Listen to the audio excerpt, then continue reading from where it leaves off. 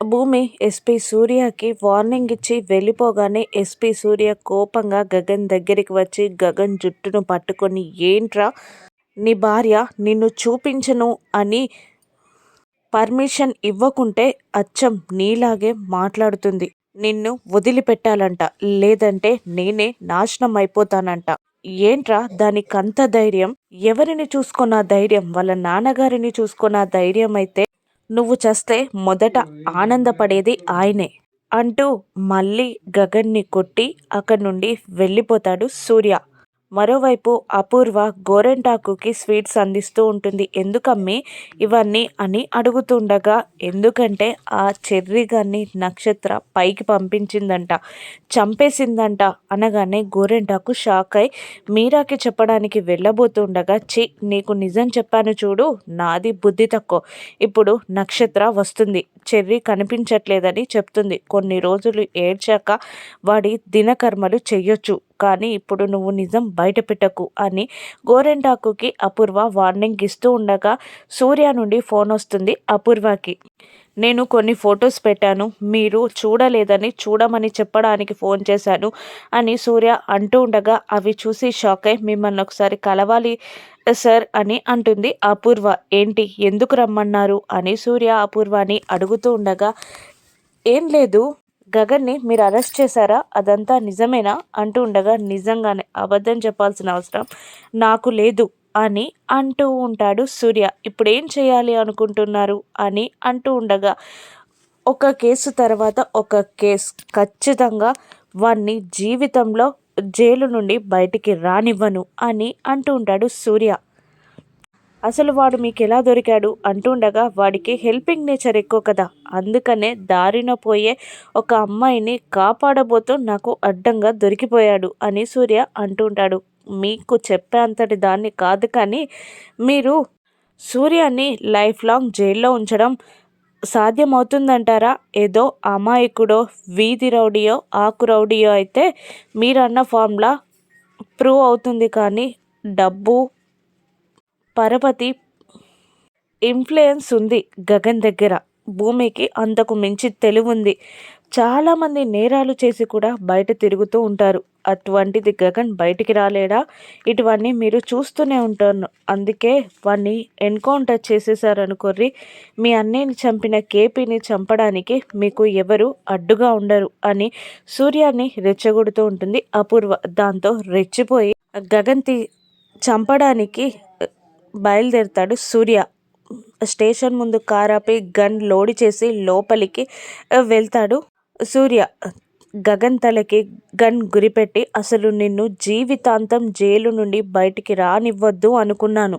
ఒక్క అరగంట సేపు చీకటిలో ఉంటేనే క్యాండిల్ వెలిగిస్తాం, అటువంటిది జీవితాంతం చీకటి జైల్లో ఉండాలంటే నరకం.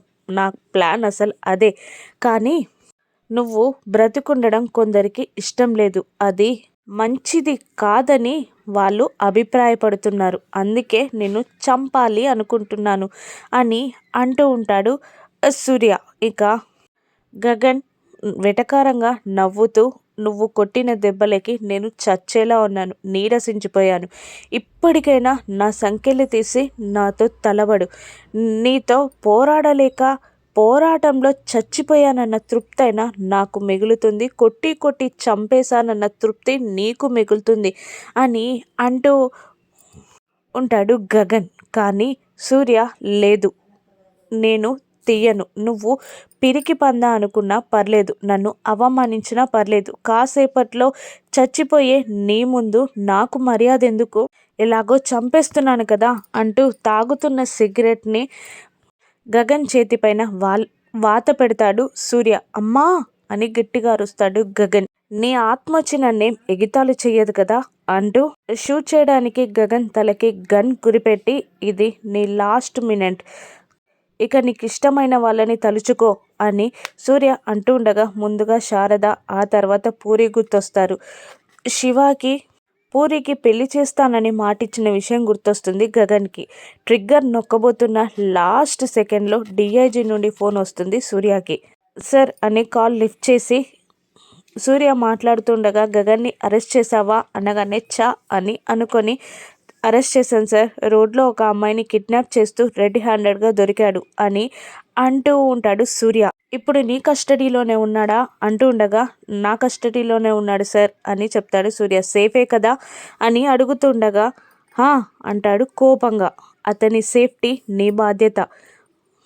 భూమి వాళ్ళ నాన్నగారు స్టేషన్కి వచ్చారు, నువ్వు ఇక్కడికి రా అంటుండగా, ఎందుకు అంటాడు సూర్య. నువ్వు వస్తావా నేను రావాలా అని డిఐజీ అనగానే, వస్తున్నాను సార్ అని అంటూ గగన్తో, మీ ఆవిడ వెళ్ళి డిఐజీ ముందు కూర్చుందంట, ఇంకొన్ని గంటలు నీకు భిక్ష వేసింది, వెళ్ళి వచ్చి రాత్రికి నేను ఎన్కౌంటర్ చేస్తా అంటూ వెళ్ళిపోతాడు సూర్య. డిఐజీ ఎదురుగా భూమి కేపీ కూర్చొని ఉంటారు. మరోవైపు నక్షత్ర చెర్రీని హనీమూన్లో చంపేసి లగేజ్తో సహా వచ్చి ఇంటి ముందు కార్ దిగుతుంది. ఇక ఇంట్లోకి అడుగు పెట్టబోతున్న నక్షత్రాన్ని గోరెంటాకు ఆపేసి, నీ ఎంట్రీకి చాలా ఏర్పాట్లు చేసింది మీ అమ్మ అని అనగా, నక్షత్రకి హారతిస్తుంది అపూర్వ. దేవుని గదిలో పూలదండ ఉంది, తీసుకురమ్మనగానే తీసుకొస్తుంది గోరెంటాకు. పూలదండ వేసి, నువ్వు నా బేబీవి, నాకు చాలా గర్వంగా ఉంది అని నక్షత్రాన్ని పొగిడేస్తూ ఉంటుంది అపూర్వ. మొగుణ్ణి వచ్చి చంపిన దానికి చెప్పులతో సన్మానం చేయకుండా పూలదండ వేస్తుంది అని గొనుక్కుంటూ ఉంటుంది అపూర్వ. ఏంటి ఏమంటున్నావు అని అపూర్వ అడుగుతుండగా, గోరెంటాకు ఏం లేదు, నువ్వు నీ బేబీని పైకి పొగుడుతున్నావు, నేను గుసగుసలాడుతున్నానంతే అని అంటూ ఉంటుంది గోరెంటాకు. పైకి చెప్పొచ్చు కదా, నేను సంతోషిస్తాను అని అంటూ ఉండగా, వద్దు, నాకు నోటి దూల ఎక్కువ కదా, నేను పైకి పొగిడితే నా చెంప పగులుతుంది అని అంటూ ఉంటుంది గోరెంటాకు. దాంతో అపూర్వ నవ్వుతూ చూస్తూ ఉంటుంది. నక్షత్ర చాలా ప్రౌడ్గా ఫీల్ అవుతూ ఉంటుంది. చెర్రీ బ్రతికొస్తాడా, నక్షత్ర పని పడతాడా, గగన్ భూమి ప్రేమని అర్థం చేసుకొని దగ్గరవుతాడా? రానున్న ఎపిసోడ్స్లో చూద్దాం. Thank you for watching.